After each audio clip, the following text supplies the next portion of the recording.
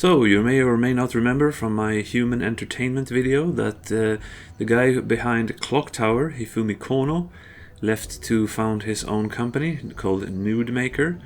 Even though the meaning of that is not that it's nude or he makes porn games or anything, even though he did kind of, I guess, maybe make one called AV King that came out on PC. But anyway, one game that I mentioned there is one he made for Konami, and that was Senritsu no Stratus, a story-driven hack-and-slash game for the PlayStation Portable, released only in Japan.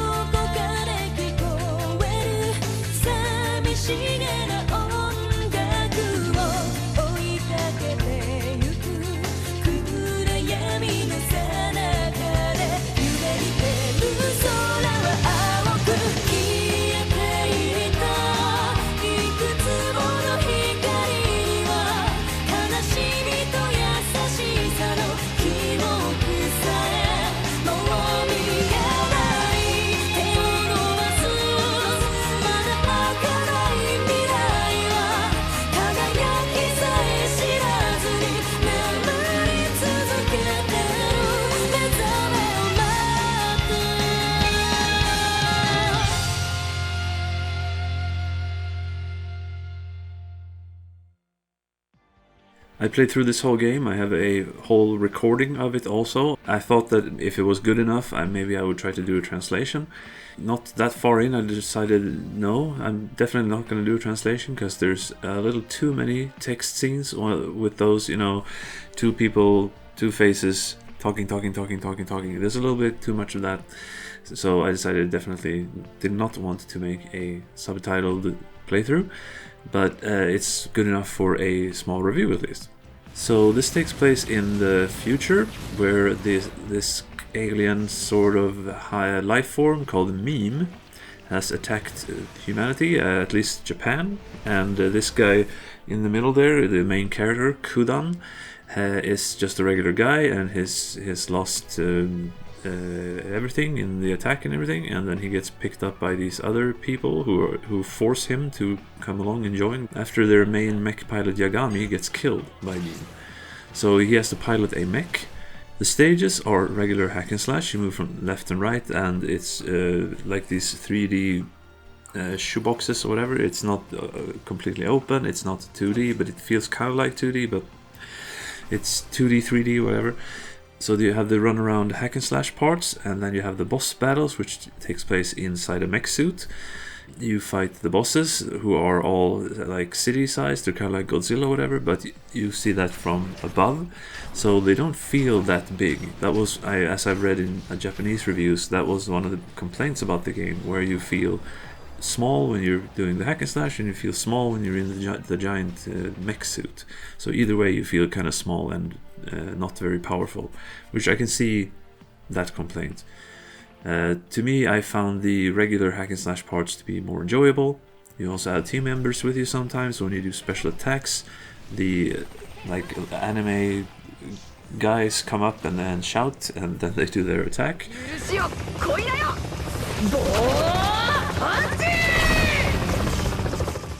And speaking of anime, this is built like an anime, so each chapter is an episode.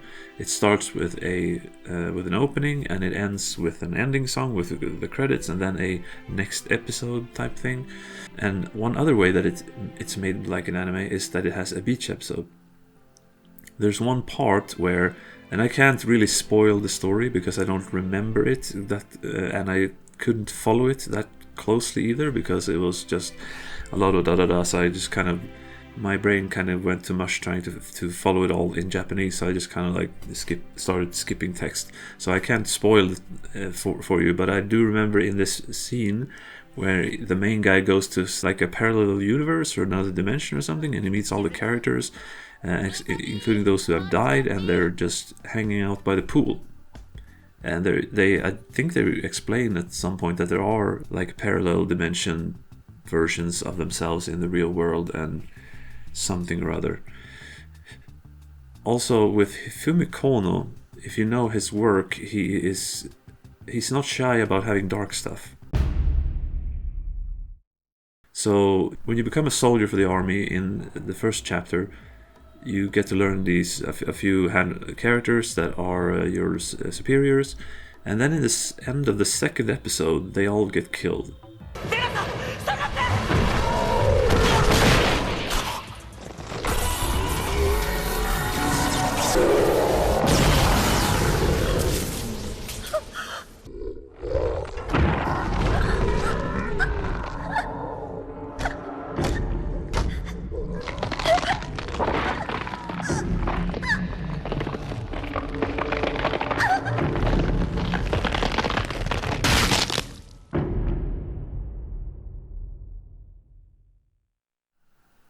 So then they take in new characters and get to know them instead.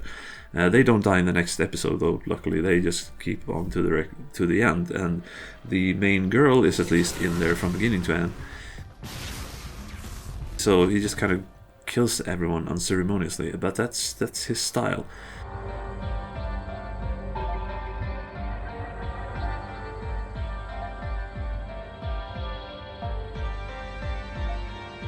There's also the fact that, well, humanity, or Japan at least, is attacked by this monstrosity and his spawn all the time. Kind of reminds me of Sin and the Sin spawn in Final Fantasy X. And the overall atmosphere, the mood is always pretty despair-oriented. And there's famously, not famously, but because no one knows about this game really, but the thing about this game, it has a little counter at the bottom of the screen, which shows the country, I think it's supposed to be the country's population in real time, and it ticks down. So as people are getting killed, it's kind of works as a timer. So you try to save the world before too many people die. I haven't tried making the a number tick down. I guess maybe technically it could tick down to like 3 or 4. I don't know, whoever the main characters are. Maybe that would be interesting to figure out. Actually, I haven't looked into that at all. That's actually a good idea. The counter for me started at 107,914,552 people. When I beat the game, the last time I saw the counter, it was at 49,213,159, which means that over 58.7 million people died during the course of the game. So, yeah. There's one other little facet to this game, which is kind of strange. Man, it's not strange, but it's just kind of, what is it doing here? Is that when you're doing the on-foot missions, you talk to people that you come across and save and all that stuff. They give you parts of information, and it gets noted as a little information gathered. And then at the end of the stage, you have to put 3 pieces of information together to make a report. And if they accept your report, then you beat the stage and can move on. But if you don't pick the 3 right pieces of information, you have to try again. It doesn't cost anything to try again. It's not like you have to replay the stage or anything. Usually it just means that you pick 3 other options and pick until you get it right. You can't just run through the level. You have to stop and talk to people, because if you don't have one of the 3 right pieces of information, you do have to replay the stage. Looking around for information is not something I'm against, but it does seem kind of weird in a game where it's super, I guess because it is so important to stop all the people dying that you really have to have your information and everything. But it still feels kind of weird. It's like that they won't accept your report, your paperwork, when thousands of people are dying every few minutes. So I don't know, it feels kind of weird, but it's a thing that this game does. I have to say that the animation quality, the anime quality, looks quite good. The graphics in general, I think, are quite nice. The music is pretty good. It's kind of like techno synthy but also very melodic. So that there's this one song that I actually have on my phone to listen to when I'm just walking around. I have no idea what the title is or anything, but it's quite good. So the music in general is pretty good. The action, as I said, in the hack and slash regular running around parts, it's pretty good. There's not a lot of platforming. Every once in a while you have to jump. Most of the time you just run around. You switch between different people, and your main guy has guns, but the other people have different guns. One guy runs around with an axe, so it's not all the same. And when you fight the giant robots, when you fight the bosses, the meme forms, it's honestly not as good as the other part. But actually, when I was playing the game, there's actually my PSP ran out of battery at one point of the final battle, so I have like this one gap in my playthrough is because of that. And the next to final boss, because as you know in any video game, when you meet the final boss, you first fight him in kind of human form. Basically it was mech versus mech at that stage, but then he transforms into this giant form, and then you fight that. Well, the smaller mech form was quite a bit harder than the final form.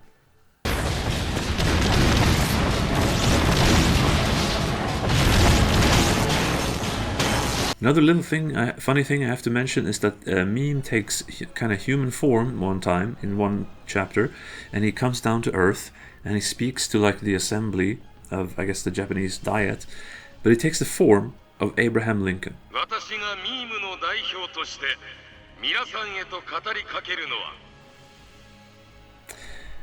That's just funny.